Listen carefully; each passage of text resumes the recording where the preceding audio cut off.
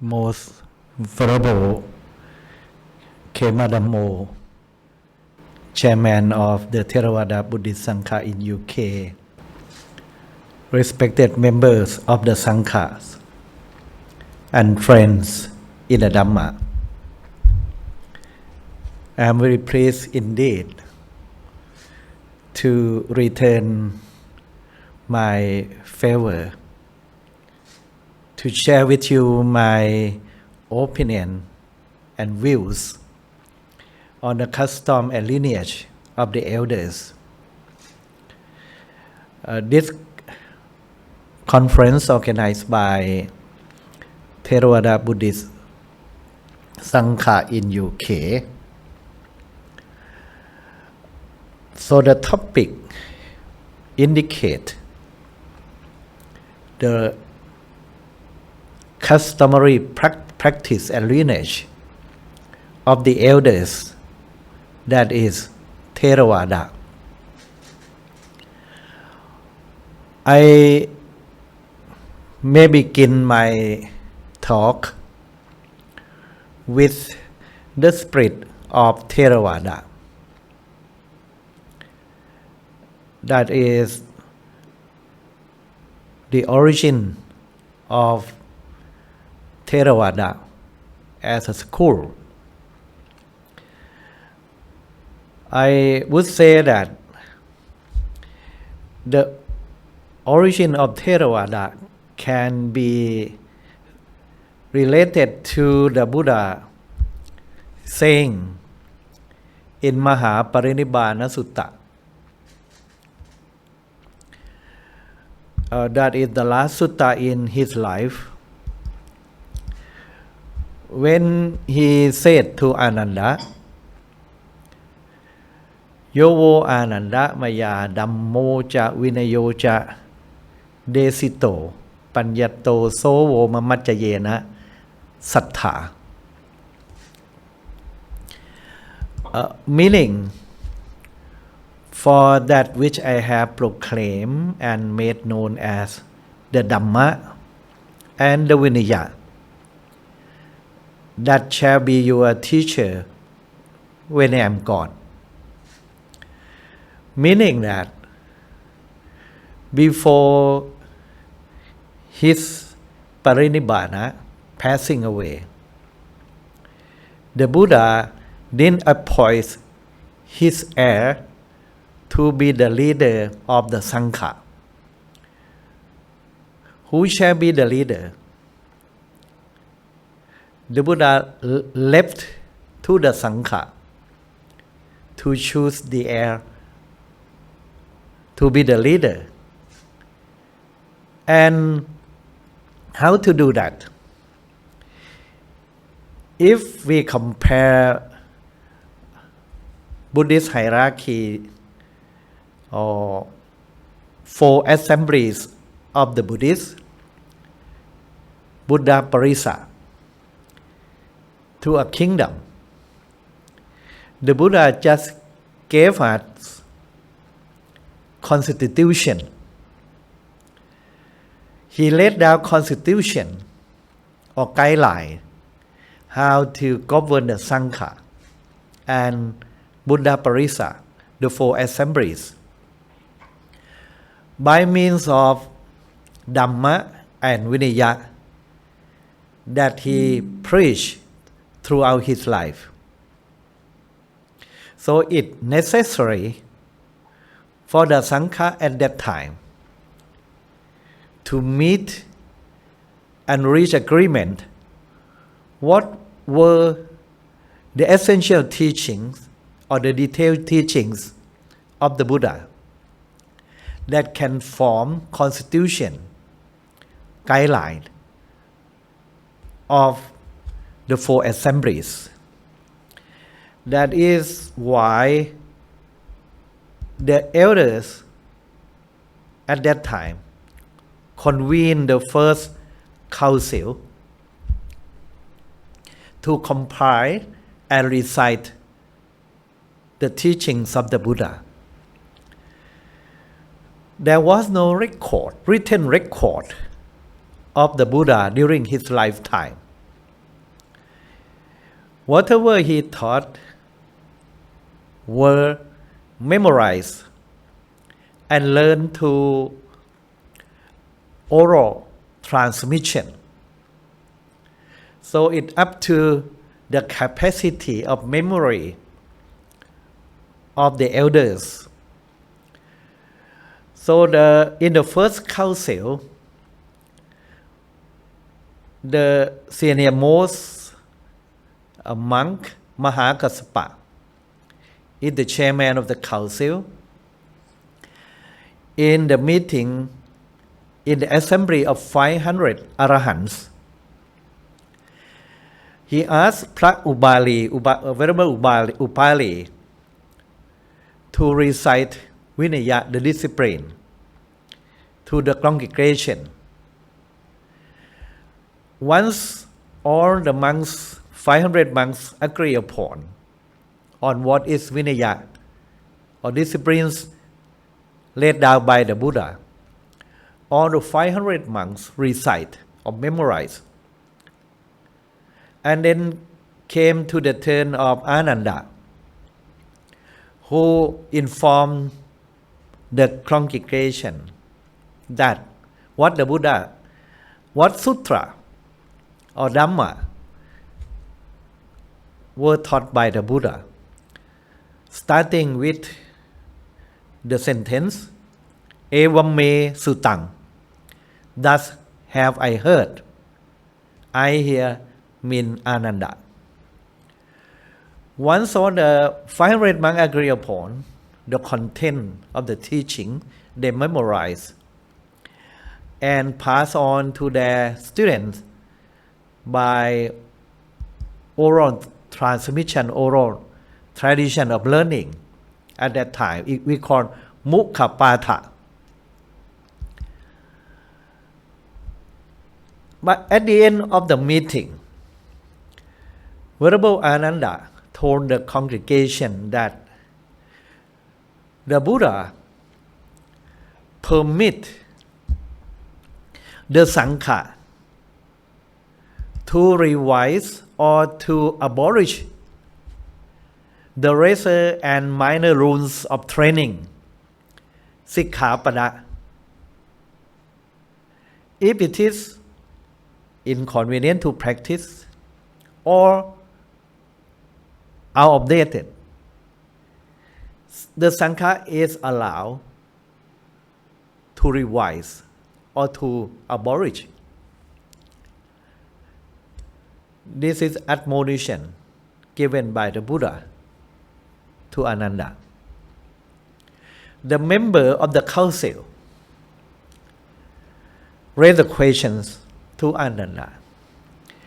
Did you ask the Buddha what categories of Sikkhapada, the rules of training, belong to what you call minor rules of training? Ananda confessed that he failed to ask the Buddha. Up to the members of the council to make a decision. What are the minor rules of training that can be abolished? However, the members of the council could not reach the agreement, the final agreement. What would be the minor rules of training that the Buddha allowed to be discarded or abolished or revised? So finally, the members of the council or the members come to the conclusion. This conclusion is the historical proclamation, is the origin of Theravada tradition. This proclamation or announcement made by Mahakassapa, the chairman of the council, in Pali. I quote,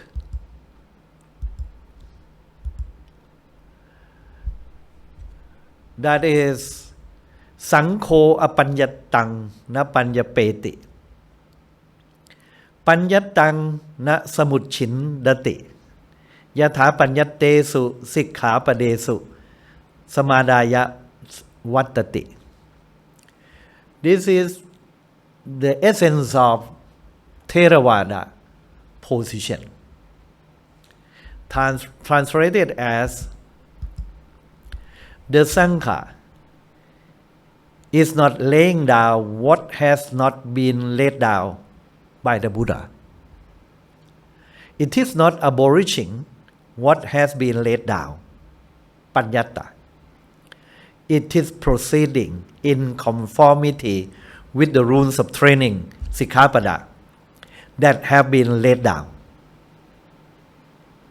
So to keep the whole teaching of the Buddha without revision or abolishing. This is how to preserve the spirit of the ancient teaching of Buddha to the original form. It is by means of memorizing the three collections of the Buddha teaching. At that time, it was just called Dhamma and Vinaya. Dhamma and Vinaya in Pali to be memorized and passed on to next generations by means of oral transmission. Tipitaka, the collection of the Buddha teaching so-called, later, will be the final authority of the judgment whether that is the teaching of the Buddha or not. So they preserve the gist, the spirit of the Buddha teaching by means of Pali recitation of the Buddha teaching. That continued for 100 years without much challenge. And in the first, after 100 years after the parinibbana of the Buddha, there was a problem. In a city called Vesali, groups of Vachi monks have modified the discipline, the rules of training, Sikkhapada, and they added 10 points of Vinaya modification.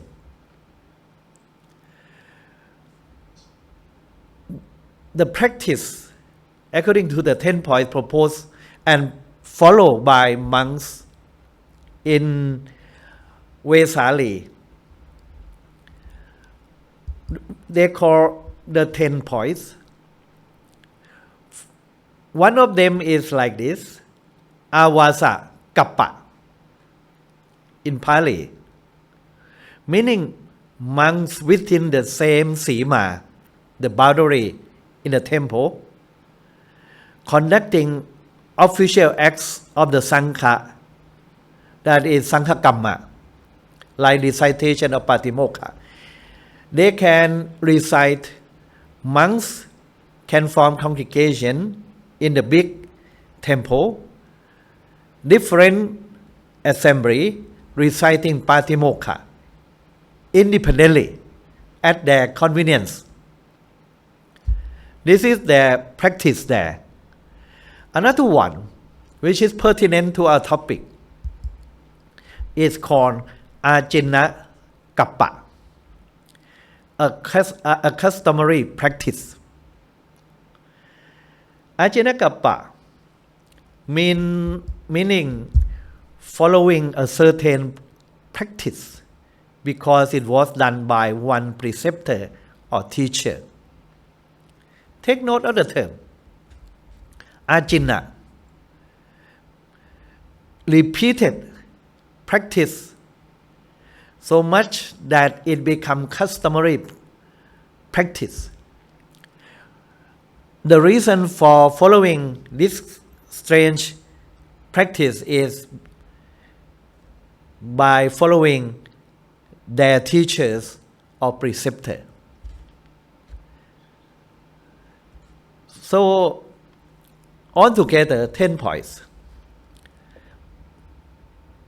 The learned monks at that time called in order to settle down the dispute on the 10 points of Vinaya modification, they called upon the second council, the second Buddhist council, to purify the practice of Vinaya.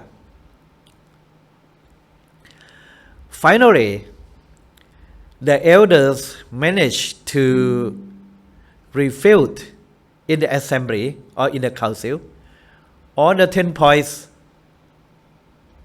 of Vesali monks, and they convened the second council, Buddhist council, subdued the opponents. However, it was recorded that after the council, group of Vachi monks get big following. Group of followers of these Vachi monks form their own group called Mahasankhika. Mahasankhika means the great belonging to great Sankha, the majority. The majority groups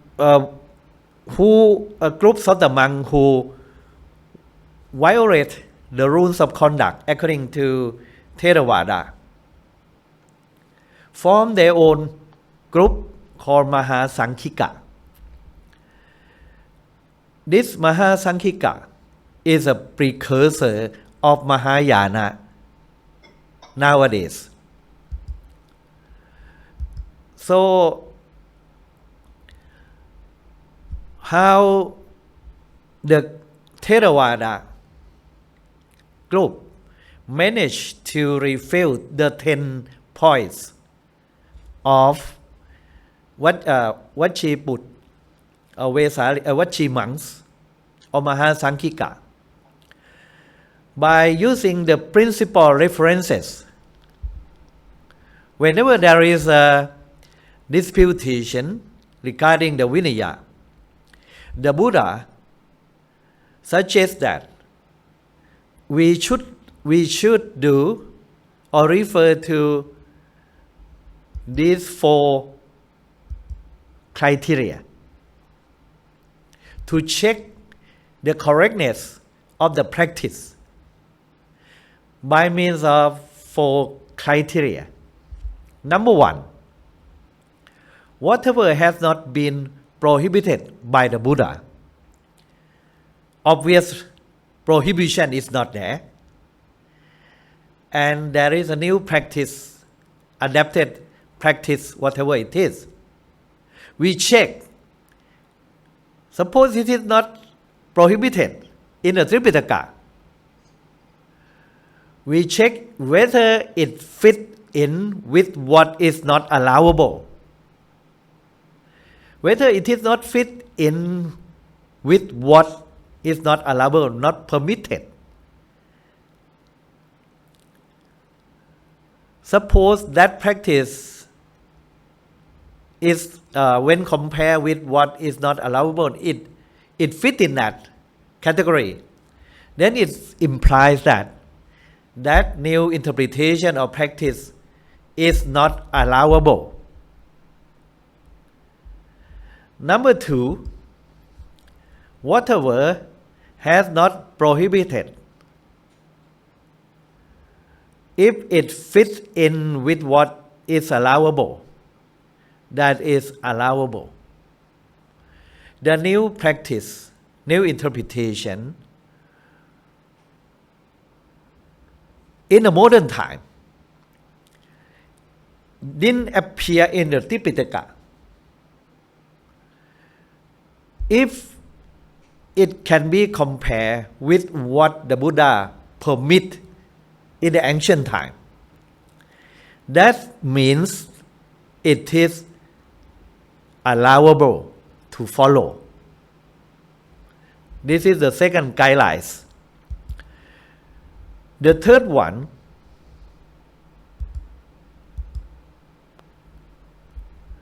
is that whatever has not been permitted, if there is no obvious permission by the Buddha, the new practice in the modern time fit into what is not permitted by the Buddha, then it is not allowable. Number 4, whatever has not been permitted, if it fit in with what is allowable, that is permitted, it belongs to that categories, that means it is allowable. We can follow that new practice. So by using this Mahapadesa, the guidelines for making a judgment on Vinaya adaptation, the Theravada group make a decision to refute the 10 points suggested or practiced by Vachi monks. Anyway, the group of the Vachi monks did not accept this decision. There is a split of or schism of Buddhism starting from that time, after the second council. For the second century after the Buddha Parinibbana, there is a schism in Buddhism. The original one is Theravada, the doctrine of the elders, who organized the second council, the first council and the second council, who maintained the position to keep the original teaching of the Buddha, and they have a strict practice. This, after the council, there is split of Buddhism into Mahasankhika. This Mahasankhika is the precursor to Mahayana in the present time. From Theravada springs anew many branches like Sappatthika Vada. So for the next 100 years, that is the second century after the Buddha Parinibbana, 18 Nikayas appear in the Buddhist country. So King Ashoka give patronage to the third Buddhist council. In the Buddhist council, we now have the full Tripitaka, the three collections of the Buddha teaching, divided into three collections: Vinaya, Sutta, and Abhidhamma, and it is nowadays. The thing is that the main Nikaya who organized the third council is Theravada. Was moved or sent to Sri Lanka after the council later disappear from the scene in India. The main Nikaya are a branch of Theravada called Sappattika Vada, who organized the fourth council in India 600 years after the Buddha Parinirvana in Kusana Kingdom. They wrote their own Tipitaka in Sanskrit. It's now known as Saravasati Vada. Mahasankhika in debate with Saravasati Vada and others outgrown to be Mahayana about 600 years after the Buddha Parinirvana. You can see that in India, in the North India, no Theravada in the scene to have a challenge or dispute with Mahayana. Theravada moved to Sri Lanka and Theravada give the name to the branches of Theravada that split from Theravada like Mahasankhika, Sappattika Vada as Acariya Vada. Vada means teaching the doctrine of teachers. Remember, Ajinnakappa, one of the 10 points in the second council refuted by Theravada is regarded as following the practice of teachers or preceptor, not to check with the Tipitaka, that is Acariya Vada, according to Theravada tradition. For the purpose of maintaining the purity of the Buddha teaching, Theravada used the Pali language to recite the teaching of the Buddha, whereas Acariya Vada developed to become Mahayana in northern India, that is great vehicle. And they are opposed to Hinayana, that is branch of Theravada like Saravasati Vada in North India. And Mahayana give the name Hinayana, small vehicle, to the Acariya Vada, according to Theravada. Acariya Vada left in India.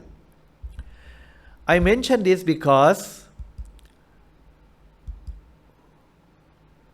at the present time, there is no Hinayana existing in the Buddhist world. All the branches Acariya Vada in India, which is opposed to Mahayana tradition, all the tradition there disappear. There is no lineage. I'm talking of lineage. Up to now, we cannot find any monks belong to Acariya Vada, which is not Mahayana. Acariya Vada means the branch of Theravada in northern India. No any monks or any followers of Acariya Vada in India. Mahayana give the name Hinayana to Acariya Vada in India. Since there is no lineage of Acariya Vada up to the present day, the name Hinayana given to Acariya Vada in the northern India is not relevant at all. in the Buddhist world. That's why in 1950, the World Fellowship of the Buddhists, inaugurated in Colombo, unanimously decided that the term Hinayana should be dropped. I'm talking about the lineage of Ajaravada cut off in northern India. The continuity of Theravada present in Sri Lanka. And from Sri Lanka to Thailand, Laos, Cambodia, Myanmar. Or even Myanmar adopt Buddhism directly from India. That is another thing. But Theravada, not Hinayana in this case.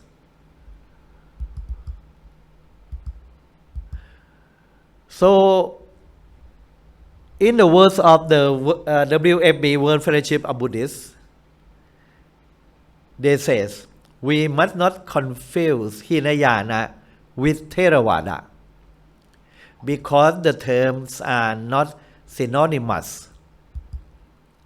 Theravada Buddhism went to Sri Lanka during the 3rd century before Christ, when there was no Mahayana at all.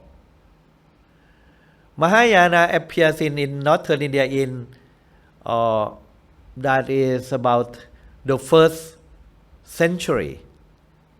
No, maybe in the first in the 1st century of Christian era. So no connection between Mahayana and Theravada in Sri Lanka. So they continue. Hinayana sect developed in India and had an existence independent from Theravada in Sri Lanka. Today there is no Hinayana sect in existence anywhere in the world. So since 1950, we dropped the word Hinayana in Buddhist literature and use the term Theravada Buddhism and Mahayana Buddhism. That's all. The lineage from Sri Lanka to Thailand is about Theravada Buddhism, not Hinayana Buddhism at all. So the spirit of Theravada Buddhism is related to what the Buddha taught in the Mahaparinibbana Sutta. The section is about Aparihaniya Dhamma. I find the spirit of Theravada Buddhism there. And Mahakassapa and the elders in the first council copy the words of the Buddha to recite at the end of the first council that not to lay down what is not laid down by the Buddha, something like that. It is in Aparihaniya Dhamma where the Buddha taught that the growth of the monks is to be expected, not their decline, so long as, number one, they hold regular and frequent meeting. Number two, they meet together in harmony, disperse in harmony, and do the duties of the Sangha in harmony.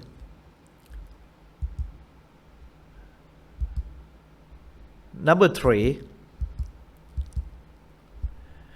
this I found it is copied by Mahakassapa to recite at the first council that the word in Pali Panyatang Apanyatang na Panyapesanti monks do not lay down what has not been laid down the same word the same sentence ปัญญตังนะสมุจฉินทิสสันติ and do not abolish what has been laid down ปัญญเตสุสิกขาปเดสุสมาดายะวัตติสันติ but proceed to in conformity with the rules of training that have been laid down these are the words of the Buddha in Mahaparinibbana Sutta and Mahakassapa find it very important and recite it to be the position of Theravada in the first council. That means on the items in the Aparihaniya Dhamma are very significant for prosperity and growth of the Sangha.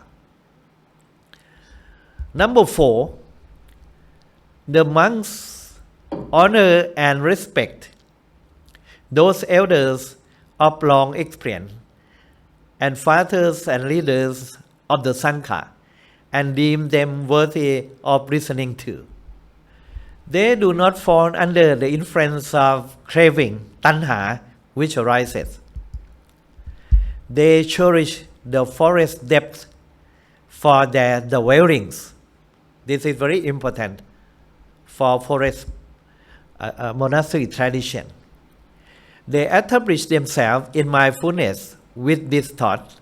Let the virtuous followers of the Sangha who have not come yet might do so, and those already come might live in comfort.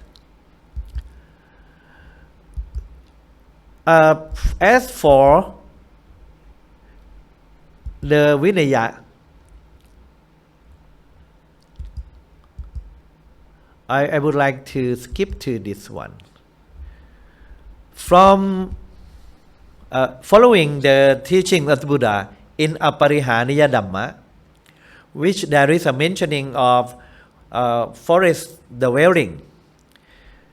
In Sri Lanka, Thailand, and Myanmar, or Theravada tradition, we find two groups of monks. One is the forest dweller, as mentioned in Aparihaniya Dhamma, Aranyavasi.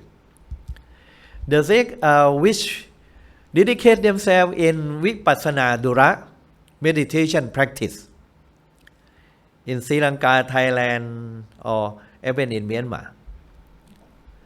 Another group is Gamavasi, town dweller.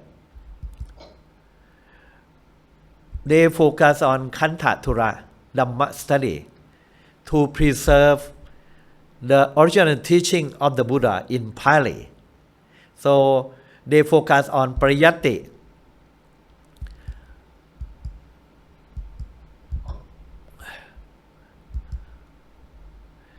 Saddhamma, the teaching of the Buddha, starting from Pariyatti. The study of Tipitaka. It is mentioned in Pali that Sasanatthitiya Pana Pariyatti Pamanang, etc. Pariyatti, or the study of Tipitaka, is a key factor in preserving Buddhism, because when the wise person has studied the Tipitaka, he can compare it to Patipatti, right practice, which leads to Pativeda, truth realization. In the Buddhist country, we develop the practice of Aranyavasi, Vipassana Thura, Gamavasi, the tradition or the custom of Gamavasi, town dwellers monk, and we add another one at the present time. The first one is Scholastic Buddhism, focus on Kanta Thura, study of the Pitaka, Scholastic Buddhism. Number 2, Esoteric Buddhism, focus on Vipassana Thura, like in the forest tradition in Thailand, หลวงพ่อชา หลวงปู่มั่น etc. And in the Sangha Act of Thailand, they add another one, social welfare, to be the duty of the monks, that is Sanghahathura, to serve the world. So this belongs to what's known in the world as engaged Buddhism. We, the monks, not only study the Pariyatti, that is Tipitaka, but also practice meditation, apply the Dhamma study and meditation to serve the world, to alleviate their suffering. That is the goal, that become the goal of the third movement in Thailand and in the country now. They engage, especially the concept of Mahayana tradition of Bodhisattva is influential here. I find the practice to serve the world in the Buddha teaching. That is, the Buddha served the world in three ways. Number one is Lokatha Jariya, conduct of the Buddha for the well-being of the world, Buddhists and non-Buddhists alike. If we put the conduct of the Buddha into categories, we find three categories of the benefits that the Buddha made to human being. Number one is conduct for the well-being of the world, Buddhists and non-Buddhists alike. Number two, Yatatha Jariya, conduct for the benefit of his relatives in Kapilavattu. Nowadays we can modify to mean practice for the service of the fellow citizens of your countries. They are your relatives. And number three, Buddhatha Jariya, is beneficial conduct for the Buddhist world. So these three Buddha service, three kind of Buddha service, paved the way to engage Buddhism. That's why we organize the Day of Vesak, as recognized by the United Nations, for the purpose to serve humankind. I set up International Council for the Day of Vesak, Icdv, to organize the Vesak. In the meeting, in one of the meeting, which I invite Venerable Most Venerable Kedamo to be the keynote speaker. So right now, Economic and Social Council, ECOSOC of the United Nations, granted special consultative status to Icdv in 2013. The mission of Icdv is fourfold. Number one, sustainable development. How can we apply the Buddha teaching to help the world reach the goals of sustainable development? Number two is to deal with climate change. Number three is education.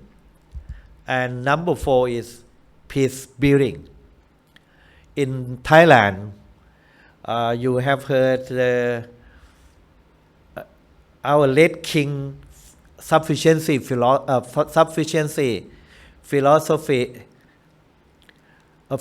of sufficiency economy.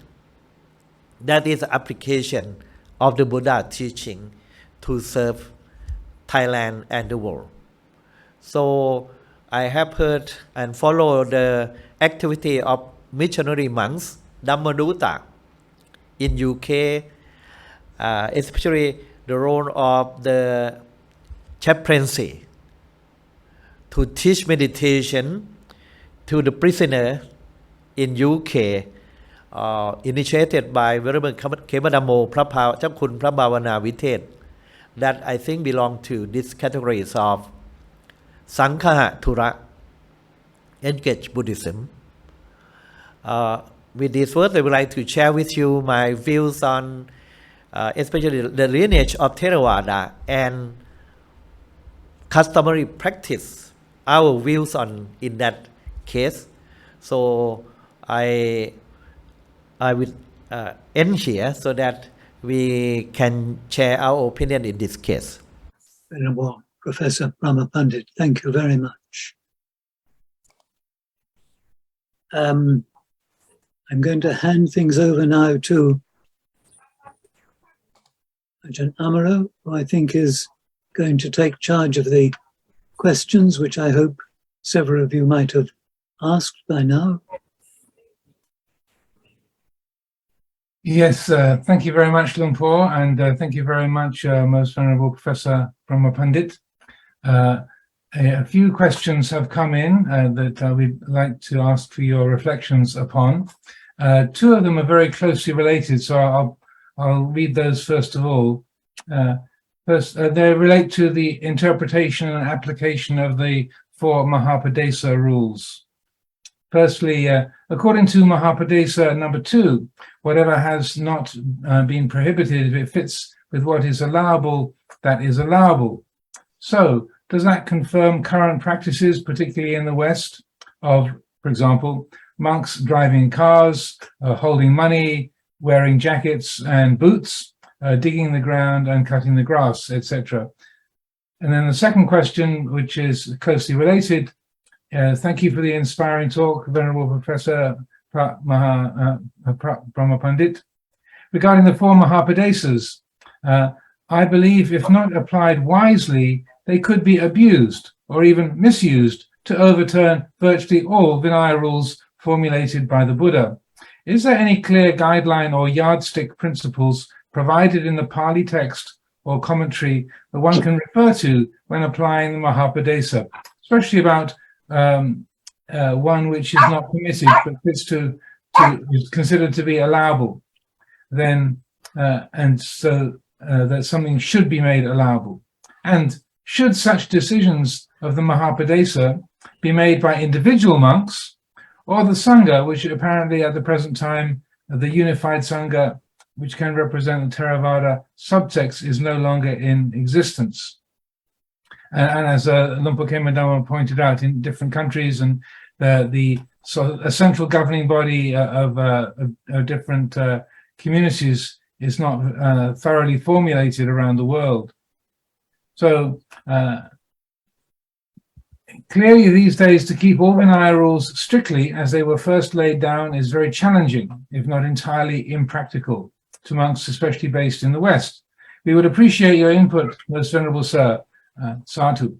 So, Most Venerable Professor Brahma Pandit, if you could give some reflections on the criteria whereby one can choose to apply the Mahapadesa, that would be very, very helpful.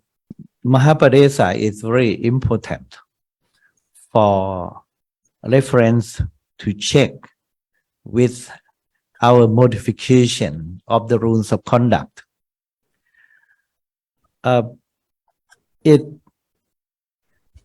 For the individual practice,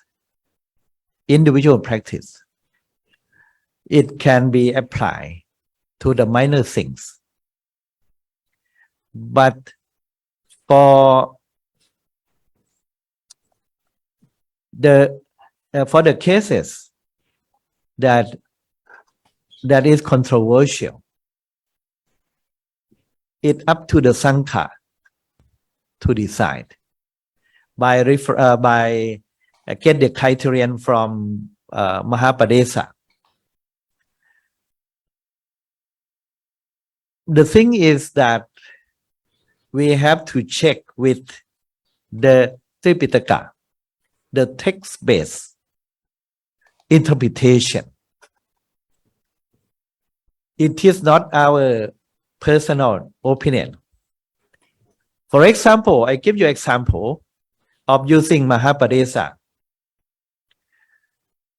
in receiving gold and money, which is one of the 10 points at the time of the second council. They make reference. First, they raise the point whether it is right or wrong. Then they refer to the Sikkhapada relating to this one, and they made decision. As for the other, also, whatever modification of Vinaya, they refer to the 227 rules of training and compare with these rules, whether it is compatible or it is different from that. If it can be fit, it can fit in what is allowable, that permitted by the Buddha, then it is acceptable. If it is not, then rejected. This is the way what they have done. But in the West, the circumstance, environment are different. Who will make a decision at the Sangha? In Thailand, if there is such a case of dispute regarding interpretation referring to Mahapadesa, we have the Sangha as the absolute authority to make a decision. According to the law of the land, they give absolute authority to the Sangha Supreme Council. It's a final judgment. It can lay down the final judgment. I heard that, I was told that in Myanmar it's the same thing. They have the Supreme Council. In, say, Sri Lanka, they have Mahanayaka Council, which can make a decision. It's up to the lineage of the Sangha in the West, from where you come. If you come from Thai tradition, I think you have to consult with the authority in Thailand. Whereas in, say, Sri Lanka, your lineage is from there, then check that. When we make a decision, I can tell you that when we make a decision regarding this, we have, even in Mahā Ṭhera Samakom, the Supreme Sangha Council, we have to check with the Supreme Sangha Council in other Theravada countries. Because we interpret the Tripitaka, how our fellows, monks in other country look into this matter. We are afraid that we rush into laying down what is not laid down by the Buddha. So prohibition and permission is quite sensitive. We have to check with other Sangha also. I mean, in the Theravada tradition.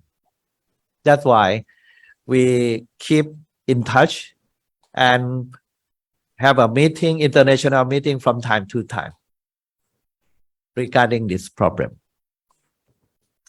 Thank you very much, Most Venerable Professor. There were two other small questions that were put into the chat box. Firstly, one question has been asked: Can lay people recite the Paritta at the same time as monastics? What is your point of view, Venerable Sir? In Sekhiya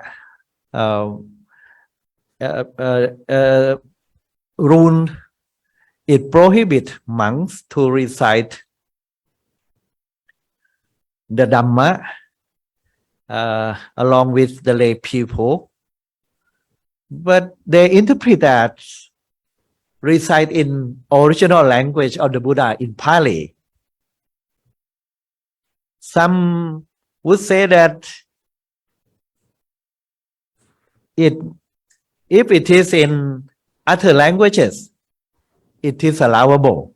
Then I have seen that kind of interpretation. The purpose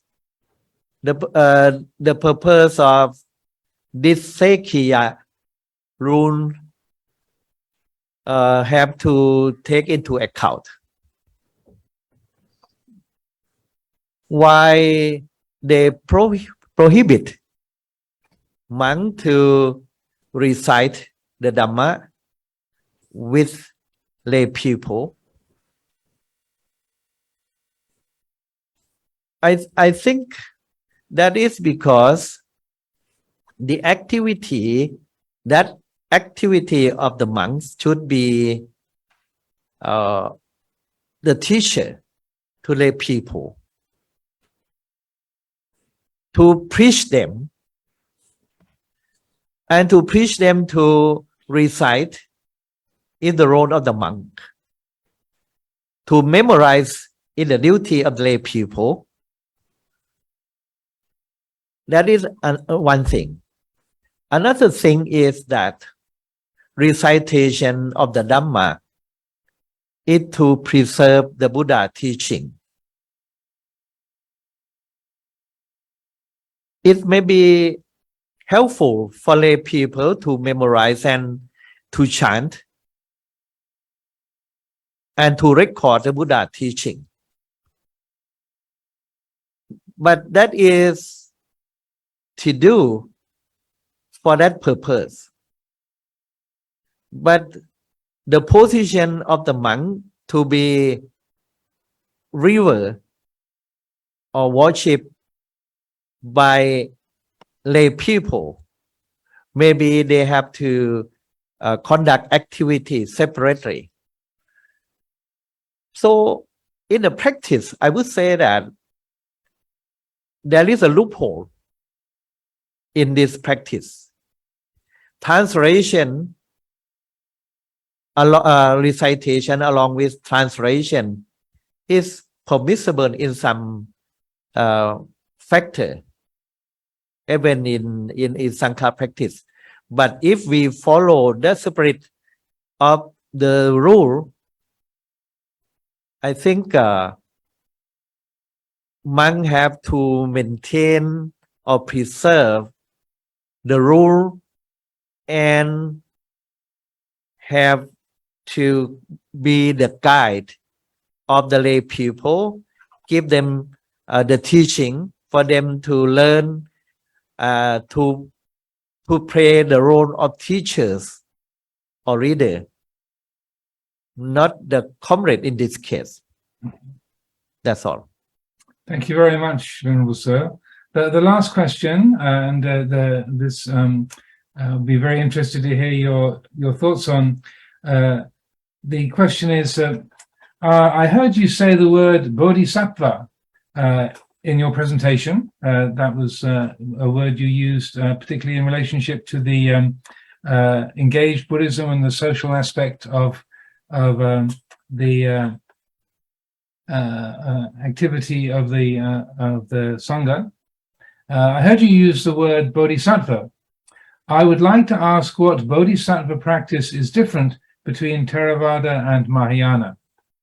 So, if you'd like to share some reflections upon that, Venerable Sir, that would be appreciated.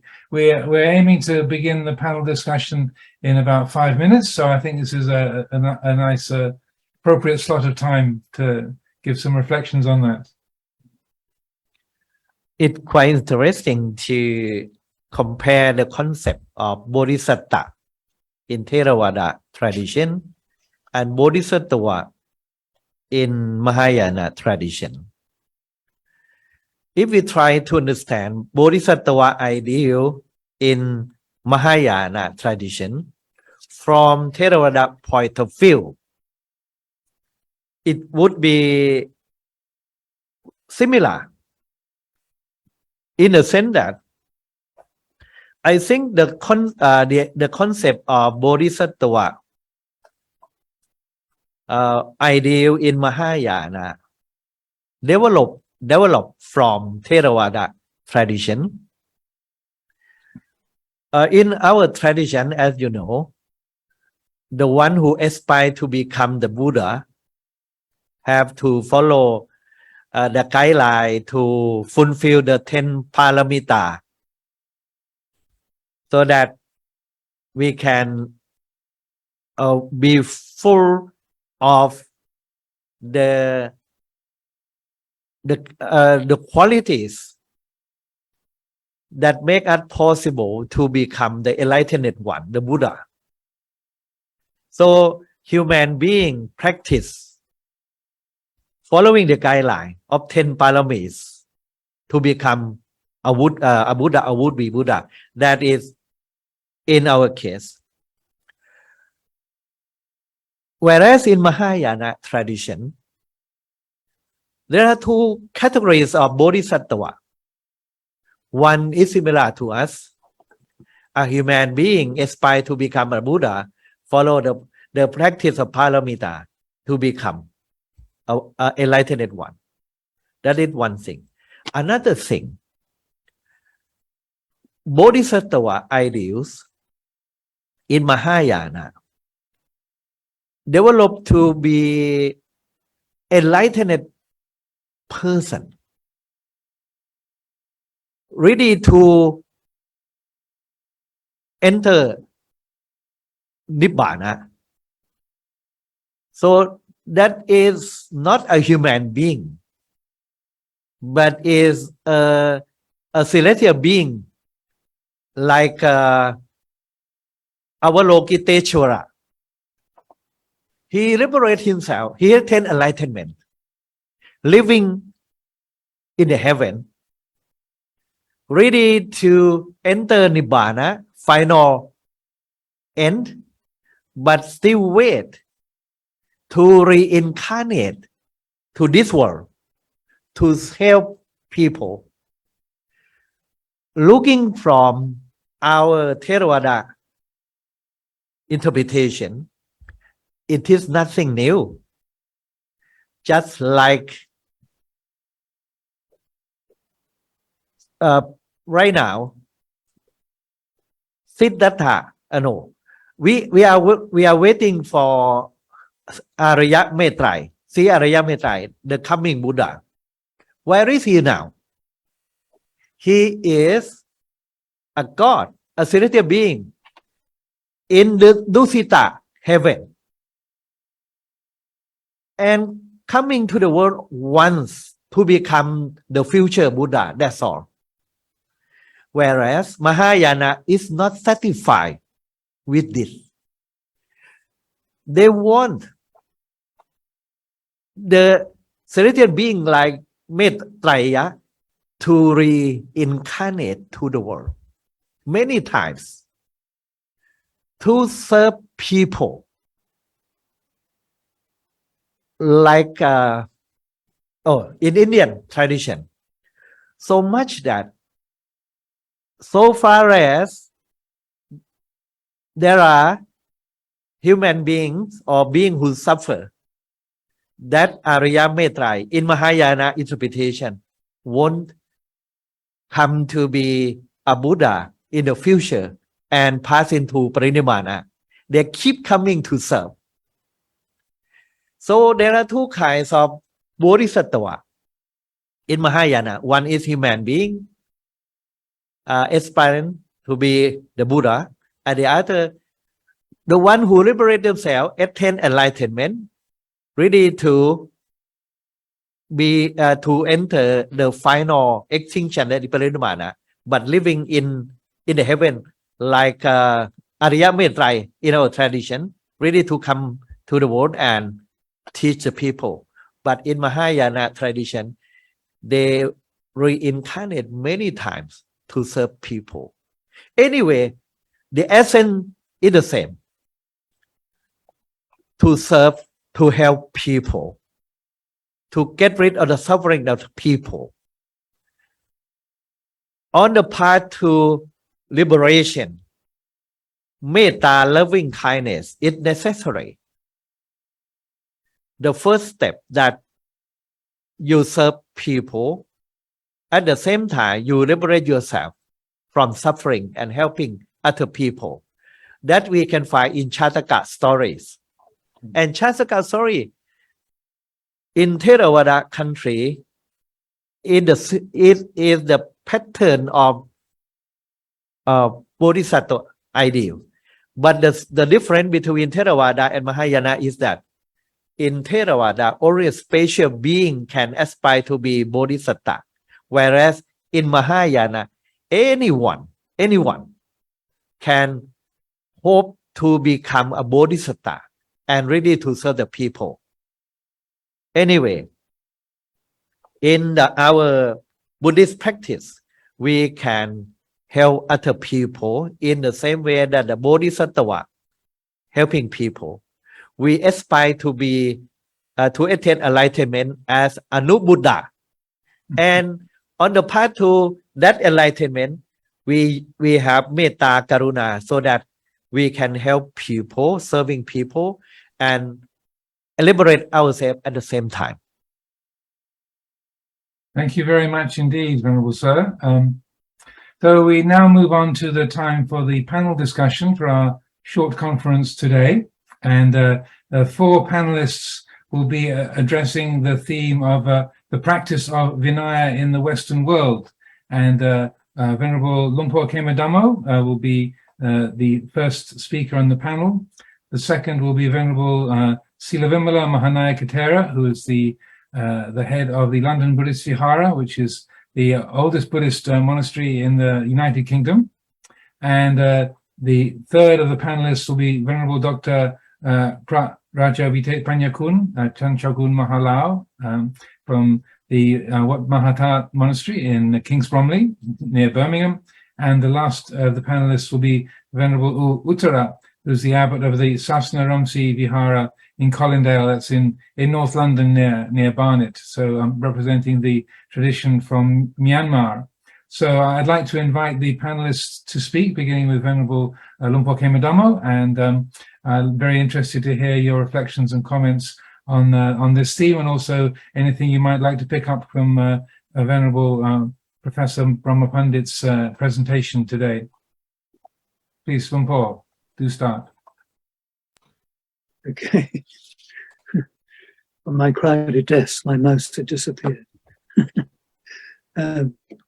Well, as Ajahn Amaro and some of you who know me will appreciate, my early years were spent in, my early monastic years were spent in Thailand with Ajahn Chah, and who taught Vinaya in a very remarkable fashion, I felt, because occasionally I'd come across it as almost rules to be avoided or got around. But with Lumpur Cha, it was a case of rules and traditions that could be well used to help you to develop yourself. And I've rather clung to that and valued the Vinaya, particularly in that respect. Coming to the West, coming to England, and I spent quite a bit of time here, pretty much on my own. I've not found it at all difficult to keep the Vinaya pretty much as I did in Thailand, and certainly I've done my best to observe the Vinaya as strictly as I could. The problem occasionally has been, of course, that the English people I've been with or encountered haven't understood the Vinaya very well. And so it's been necessary to explain. But English people, on the whole, are pretty reasonable. And I discovered respect you when they realize that you are sincere in what you're doing. If you're sincere, they'll accommodate you. And so it's not really been so very difficult. I know that sometimes people think that, well, yes, we should be reasonable and adapt to some of the conventions and practices of this country, like, for example, shaking hands. And I have no problem shaking hands with men, but I do have a problem shaking hands with women. We are, of course, supposed to avoid contact, physical contact with women. And when people have, some young monks have sometimes said to me, oh, well, we ought to really adapt and do that. Otherwise, the women will be offended. And some have been, of course. But I reply that when I met the two most powerful women in England, the late Queen and the then wife of the Prime Minister, Mrs. Blair, neither of them had any objection when I said, I'm sorry, I can't touch you. And they were very understanding about it and accommodating, and it was no problem at all. So I think it sometimes requires a little bit of explanation and even the way that you explain it. If you can be charming about it, it's not something I'm particularly good at, being charming, but I do my best sometimes, and it is possible to get away with these more controversial points. But I do feel it's very important that we do our best to cling to the Vinaya as strictly as we possibly can. And I certainly have discovered during some very difficult times that has been a real raft for me and enabled me to come through without damaging myself too much. So I do recommend that to all young monks that they become well conversant with the practice of the Vinaya. I don't mean just the theory or reading the books or the texts, but putting it into practice and realizing how to practice it and understanding it as a really important tool in your development. It will be of great value to you as you progress through your life as a monk. So please do value it. It's very necessary and very important. Thank you very much, Luang Por. Before going on to Venerable Sila Vimala's comments, participants today, please do feel most welcome to type your questions into the chat box. The panel and also most Venerable Professor Pramod Pandit will be happy to respond to further questions. So if you, as the various elders are speaking, please do type your questions in, and then after the last speaker has offered their reflections, then that'll be a time to explore those other questions. So please don't be shy in putting your questions forward. So, Venerable Sila Vimala, may I invite you to offer your reflections on the practice of Vinaya in the West? Yeah, please unmute yourself first, and you don't unmute yourself yet. Sorry, Pante, you don't unmute yourself yet. Are you able to unmute yourself? Okay, yeah. That's okay. Thank you very much. May I have your permissions, Luang Por and Mahatheras. My name is Sila Vimala. I was born in Sri Lanka and ordained in Sri Lanka, and I gained my high ordination in Sri Lanka. So thank you very much. This Vinaya rules, 227 rules guided the bhikkhu's life. Bhikkhu means is given definition. Those who depend upon others, who beg their requirements, are called bhikkhu. So therefore, our life is actually depend upon the others. According to that, these 227 rules are expected by both bhikkhus and also dahikas as well, who practice, who help to the monks as well. So Buddha introduced these rules 2,600 years ago in India. In the West, it is utterly different geographical environment, and also cultural environment is different. Therefore, there may be expected some kind of differences of the practice. Sometimes they expect how can we adjust these rules into the West in the 21st century. Therefore, this is maybe a little controversial. As Lompo Pandit had discussed, Kuddanu Kuddaka Sikha, the lesser and minor rules can be abolished or it can be changeable. So, but there were in the 6 councils during the history, there were 6 councils, enlightened monks and the learned monks didn't touch this subject. They didn't change these lesser rules and minor rules. Therefore, so far the sasana has been existed.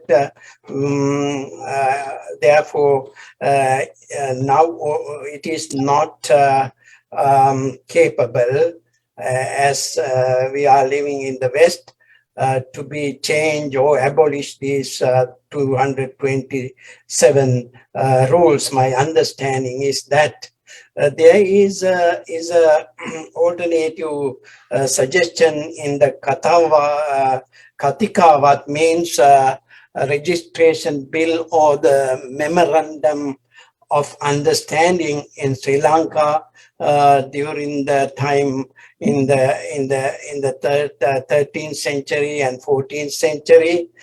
Some papers, memorandum of understanding presented with the patronage of the king, and they have suggested some solutions for the current situation. If something is the decline of the sasana means the Vinaya, they have given kind of solution for this without touching the 227 rules. So according to another thing is record of Mahavaga, group of bhikkhus went got wet due to heavy rain on their way to see the Buddha. When the Buddha had seen the robes of the monks were wet, and he allowed to have an extra robe for the monks. So therefore, climate and geographical condition to be considered for the protection of the health. Therefore, in the West, the winter is very severe. Cold is here. Therefore, my personal feeling, I use a shawl and sometimes scarves. That idea came to me. According to that, if Buddha was here with us, he would recommend. According to that Mahavan's record. So this is the way. Sometimes if these minor rules can be overcome by confession, this is the answer to. I have to clear my conscience according to that understanding. So another thing. My idea is that we shouldn't touch the 227 rules. Vinaya is important for the protection, like a skin of a mango fruit. Dhamma can be compared to the flesh of sweet, naturally ripened mango. It is very rich and delicious, yet no mango would produce its sweet in a flesh without a skin. The skin protects give the protection for growing the seed and flesh of the structure and help to take the shape. The role of the mango skin, akin to the role of Vinaya, plays in the relations to the need to protect the sasana. Therefore, Vinaya is the Ayu, means Vinaya is stable, sasana is stable. And that is the saying of the Buddha. So therefore, it is very important. We have to follow the original Vinaya rules, but minor rules, it can be amended according to, without breaking breaking or harming to the original frame. Thank you very much. Thank you very much indeed, Bhante, for those reflections. Can I now ask Tanjakun Pitet Panyakun, Tanjakun Mahalao from the King's Bromley Temple, Mahata King's Bromley, to offer your reflections on the practice of Vinaya in the Western world. Please, Tanajan. Most Venerable Pra Promandit, member of Supreme Council of Thai Sangha Authority, the Venerable Ajahn Jalkun Pha Vitet, Pavara Vitet, and the Luang Por Kemathammo as the chair of the TBS UK. As the Thai monks in England, and I have seen the monks come from two traditions of our temple itself, like refer to the talk of the Venerable Luang Por Pra Proma Bandit, who talked today about Khamavasi and Aranyavasi. And we follow the tradition of Theravada, especially from the Thai tradition, Thai Khamavasi, if you like, from over 5 decades in the West, which is the first temple at Buddha Patipat Temple came to England. It was 1969 by my Upachaya, Venerable Raj Siddhimuni, later turned to be Pra Tham Mathiraj Mahamuni. And then the forest monastery system, the lineage of Ajahn Chah, which started in 1978. So when we see the way in which we practice, we follow the Buddha teaching ever since is same. Although the Buddha before he passing or he parinirvana spoke that after my passing Ananda, let the Sangha, if it so desire, abolish the lesser or minor rules of training. We as Buddhist monks, after many years, we never consider of changing of any rules, lesser or minor rules at all. We just follow the way in which the master, the teacher, who practice. It is thanks to the unbroken lineage of monastery that we have. It protects the rules of Vinaya up to nearly 3,000 years. That's why ourselves today with the values of receiving the prior teaching of the Dhamma, because the Dhamma of Theravada that we are practicing is very profound. A lot of people respect. The Thai Theravada Buddhism and forest traditions that follow the same monastic code. Well, some would like to be more or less similar. It's not the same time as the Buddha. Some of them practice the same as the Buddha time. They would like to practice very more or less strict, or some of them more relaxed as a modern society accept and allow them to do so. So when Buddha first established the Sangha, the community live in harmony without any codified rules of the conduct. So the Sangha gradually grow in the number and more complex society.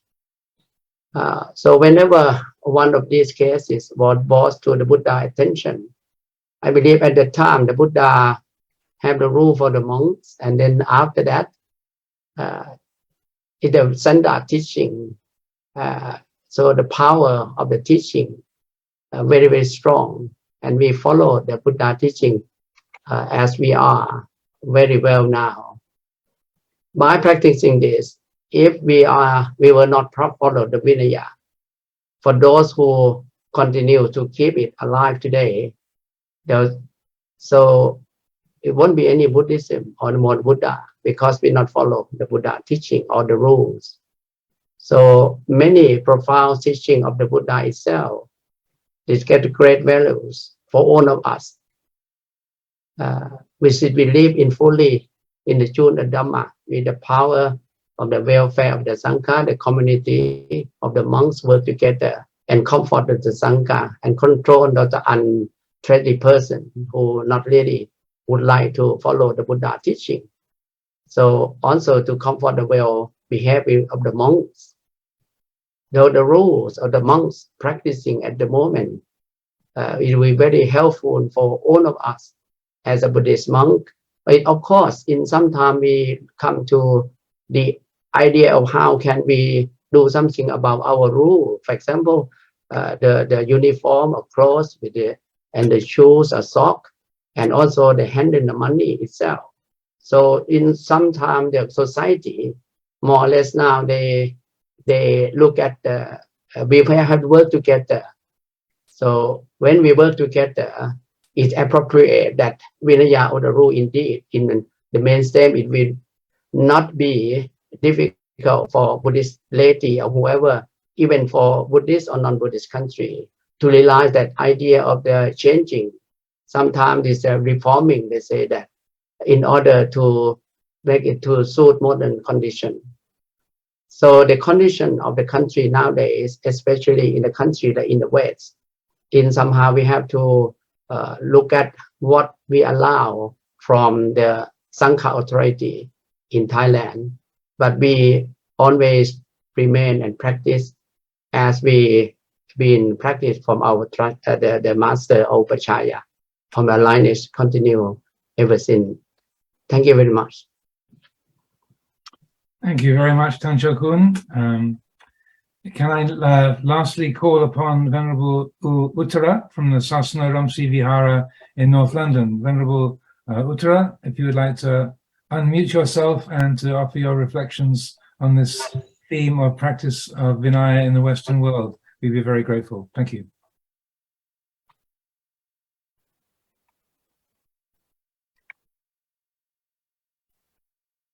Yeah, I'm sorry.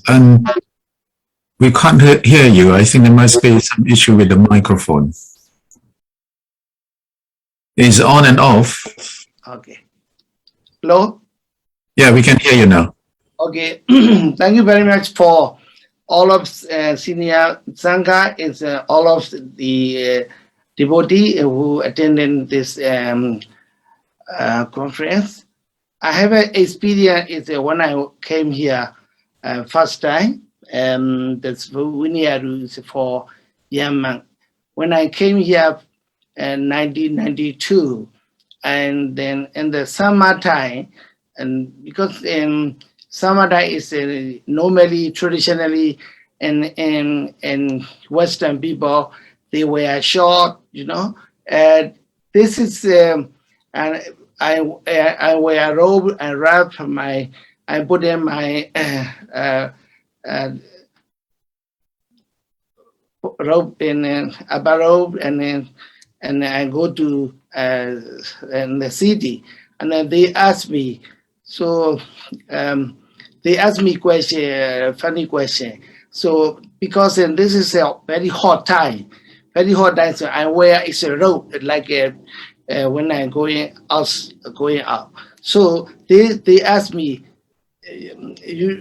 they ask me, is you're not hot for your when you are robe you're wearing, because then they wear the clothes is short clothes they wear at the summertime because it's very hot. I explain, of course I'm hot this time because this is summer, but this is my traditionally I have to wear this robe when I'm going out from my temple to anywhere. So just explain. It is a little bit people are confused with Buddhism and also Hare Krishna. The Hare Krishna is they are CD and the round and the CD maybe Osaka, straight somewhere is a very crowded people.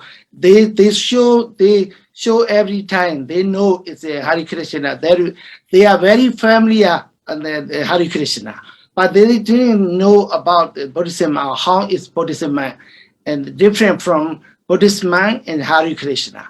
So I have to explain. Some of the young people, young generation, 30 years ago, and they a little bit looking for Buddhism who met me and who see me, and because the hair is a shake hair, because at the time, and no Buddhism living in the city, and even if the Burmese Buddhist monk is about 5 months with me, is all together in the London, who live in London. So they asked me why you shake hair, and they asked me many questions, and also they little bit funny because at that time I think some of the prisoner when they came from prison and they shake hair. So this is funny for young generation.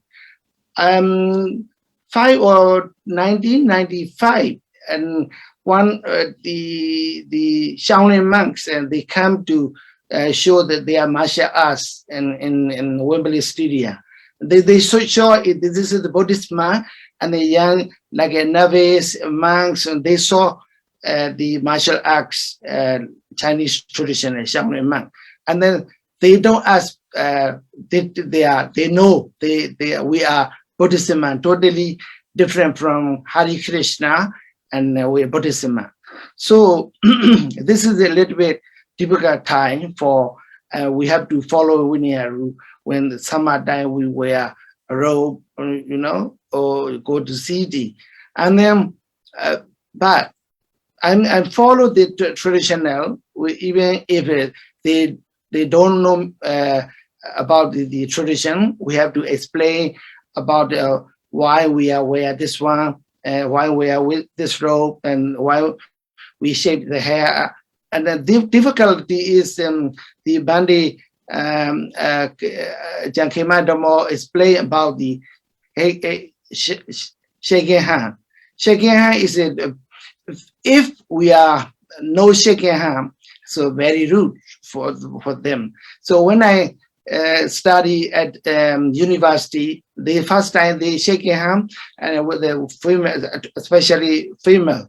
So I no accept to the shaking hand. I said we cannot shake, we cannot touch you. We just like a follow her, and this is for our traditional for say hello. So this is we must tell about our Vinaya rule, or we have to train for the Western people who are not very familiar of our Vinaya rule. So this is a little bit difficult when we are living in abroad, and especially Western people.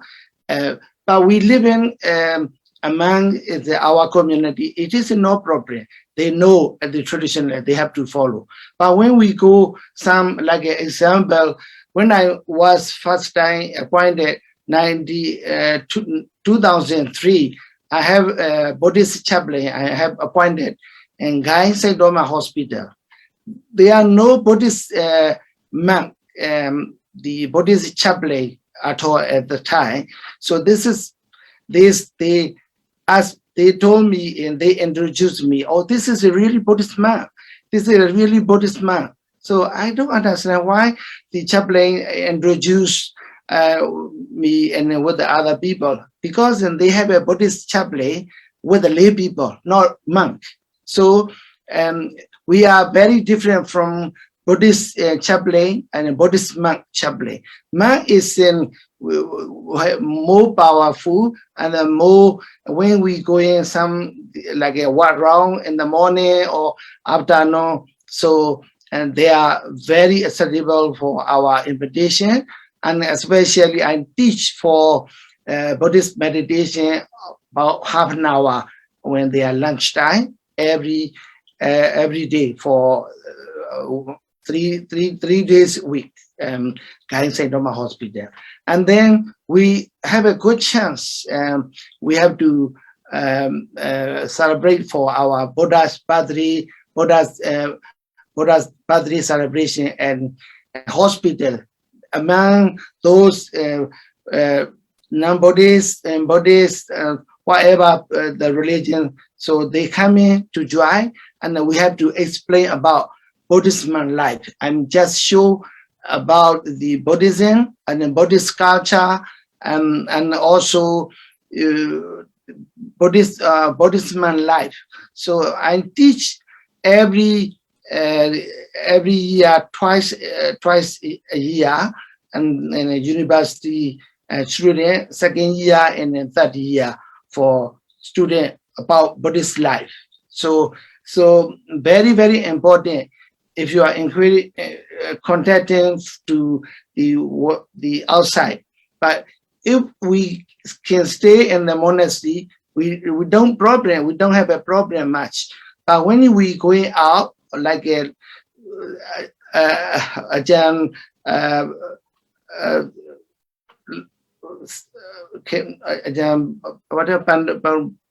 Monica said, and the Lokatastia is a Lokatastia mean we have to preserve for people who are suffering, who counseling, like a chaplain and a teaching of Buddhist meditation about Buddhism.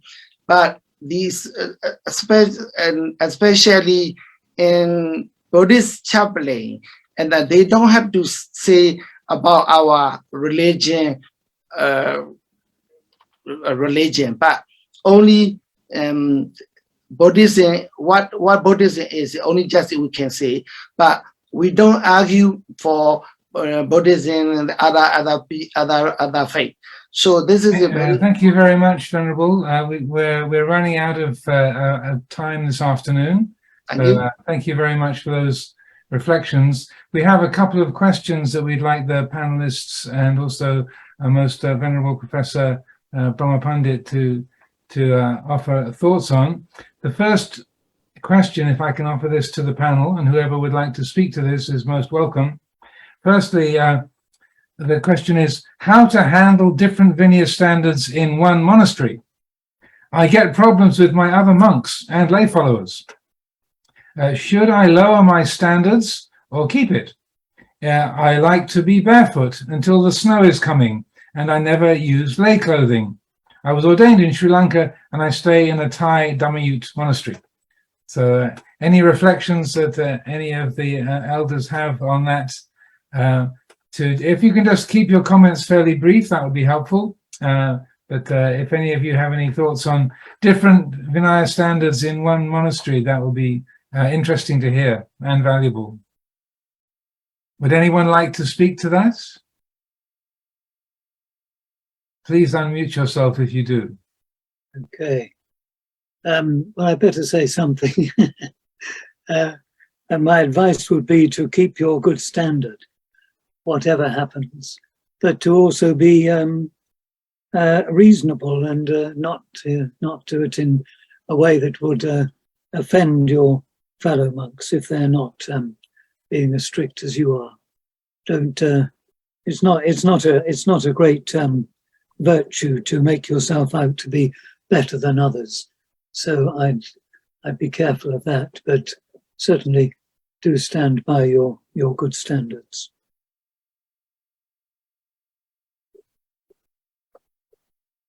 Any other comments from the panelists?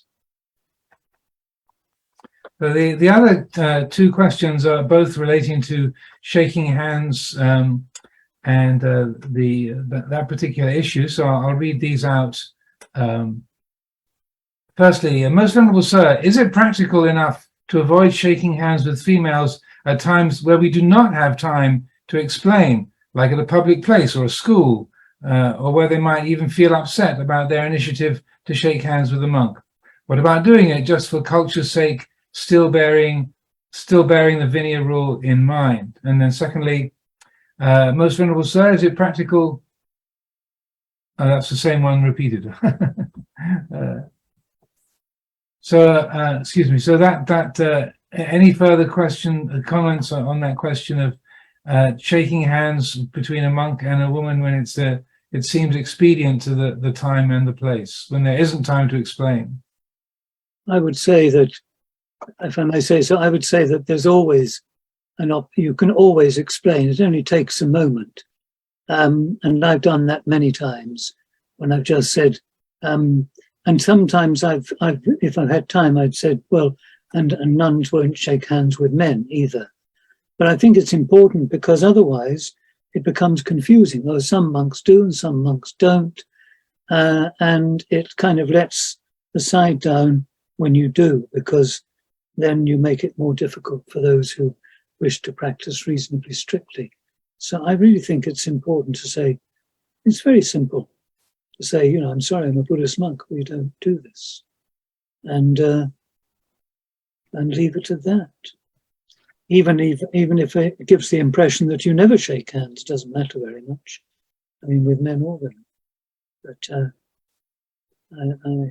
I've only very occasionally had someone be a bit offended. One rather sort of women's lib type lady got a bit annoyed with me once. But on the whole, I've never had any bad experience at all. And when I met Mrs. Blair, that was quite unprepared for. And I was introduced to her and she stuck her hand out and I said, oh, I'm sorry, we don't shake hands. And she's very charming. Never mind. When I met Princess Anne, it was slightly different because she's very forthright and we were in a lineup and I realized that she was going to be a bit difficult. So I just hid my hands. So when she got to me, there was nothing to shake. And the Queen was marvelous. We just informed her and or one of her aides, and there was no problem at all. We were assured no problem whatsoever. And she certainly remembered. So. I agree with you totally, Long Paul. Which is sometimes when students come to the temple, we explain in advance to tell them what we shouldn't, and also they understand that, especially the teachers and parents. Very good. Well, thank you very much for your reflections and your comments. Time is passing by, so I'd like to invite Most Venerable Professor Brahma Pandit, if you have any further thoughts on the either continuing what you were presenting earlier or things that have come up with respect to the comments of the other panelists or the questions that have arisen, please offer any further reflections that you have. We'd be very grateful to hear. When we go out to propagate Buddhism outside our comfort zone, our country, our temple, we must be ready to face difficulty and how to deal with it. We have to maintain our standard. That is the thing. In the international meeting of the Buddhist monks between Theravada and Mahayana tradition, about 40 years ago, when we went to Mahayana countries for international meeting, most of the time they provide us with lunch and dinner. For lunch, they give us after midday. It's a lunch break for them. And they invite monks to join dinner because they were not aware of our position. We have agreement among ourselves that we won't have both lunch and dinner. at their invitation in the first day. They question and they learn that our Vinaya prohibits us to have lunch after midday and at dinner time. They respect our behavior and they adjust their schedule or timetable on the meeting. We learn to respect each other.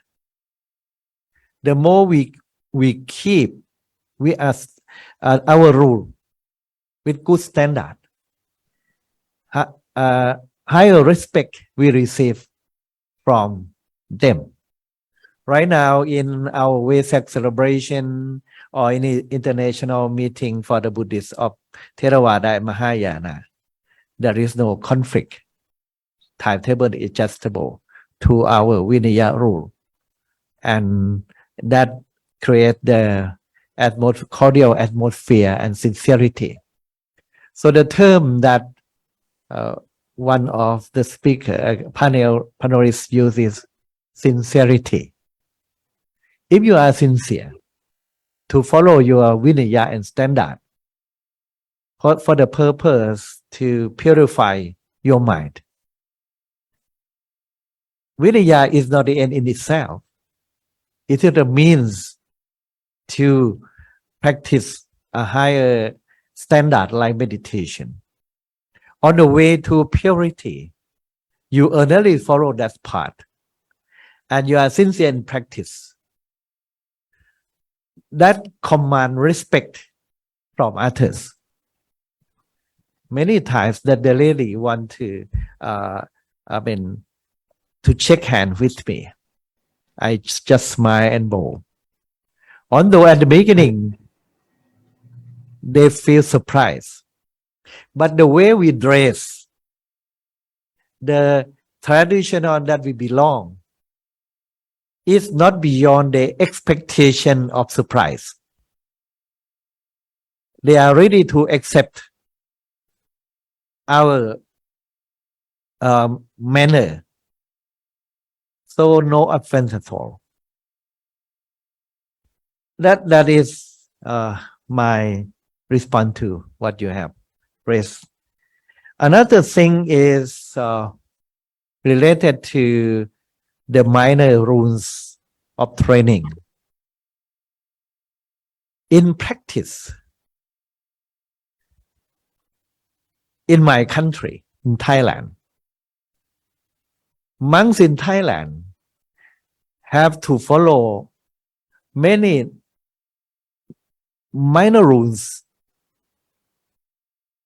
laid down not from the Vinaya text, but is prescribed by our teachers, by our ancestors. As I found in the injunction from the Supreme Sangha Council in the past 100 years, they have a big book collected the injunction, the proclamation made by the Supreme Sangha Council. For example, monks in Thailand should abstain from joining politics, not to run for election, not to cast their votes in election. See, this is not included in 227 rules of training, but still in Thailand, monks have to follow this injunction. The authority, we have made it clear. These rules are not in Tipitaka indeed, but we apply this rule to the practice of the monk because we quote from the Buddha. อนุชานามิบิกขเวราชูนังอนุวัตติตุง monks I the Buddha allow you to follow the laws of the land. So the law of the land give authority to the Supreme Sangha Council to prescribe the minor practice. It becomes the law of the land and some kind of minor practice in Thailand. This is the way they have done. That I would like to add it here. Thank you very much indeed, Venerable Sir. And our time is nearly complete, so I'd like to invite Lumpur Kemadamo to, as our chair and the host of this conference today, to draw things to a formal close. Nimon Lumpur. Thank you. Well, I'm so pleased we've achieved this and that so many of you have come together and joined us today to hear this talk, very useful and interesting talk from the Most Venerable Professor Brahma Pandit, and also the comments that have been made by various members of the panel and others. It's been a very useful time, and I'm glad that so much has been said about the practice of the Vinaya. That I think is important to us, and I do encourage you to think about what you've heard and do your best to bring it into your practice and help yourself with your own development. It's a great challenge for many coming to the West, coming to an alien society. Things are a lot better here now for Buddhist monks and nuns than they were when I came back from Thailand in 1977. There's not the confusion that Venerable Uttara spoke about with Hare Krishna as there was then. Everywhere you went, you'd hear Hare Krishna chanted. But that doesn't seem to me to happen nowadays. And people, because Buddhism is included in the national curriculum, do have some knowledge of what Buddhism is. They're not so suspicious as I think at one time they were. So things have got better, and if we can stick together and help each other, things will get even better for us. So I do recommend you, all of you who are functioning here in the UK especially, to keep in touch, and to keep in touch especially with TBS UK, and I hope we can help you during your time here. But I'm extremely grateful to Most Venerable Professor Dr. Brahma Pandit for his contribution, and I'm very pleased to have been the host on this occasion and to have had him here as our keynote speaker. And so thank you very much indeed, Venerable Sir, and all. Thank you very much, Fateh. Thank you.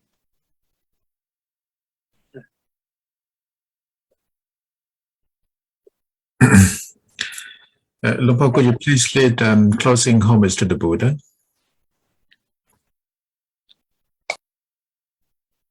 Arahang Samma Sambuddho Bhagava Buddhang Bhagavantang Abhivademi Swakato Bhagavata Dhammo Dhammang Namasami Supatipanno Bhagavato Savaka Sangho Sanghang Namami